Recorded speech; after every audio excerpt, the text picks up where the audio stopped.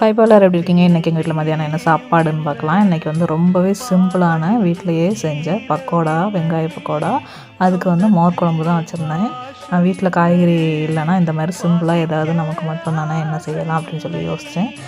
என்ன பண்ணலாம் அப்படிங்கும்போது வீட்டில் இருந்த பல்லாரியே வந்து சூப்பராக வந்து பக்கோடா செஞ்சாச்சு. அந்த மோர் குழம்பையும் வச்சாச்சு. இன்றைக்கி வந்து சாப்பாடு கூட நான் நேற்று உள்ள சாப்பாடை தான் சூடு பண்ணியிருக்கேன். இன்றைக்கின்னு நான் எதுவுமே சோறு வந்து இன்றைக்கி நான் வடிக்கலை.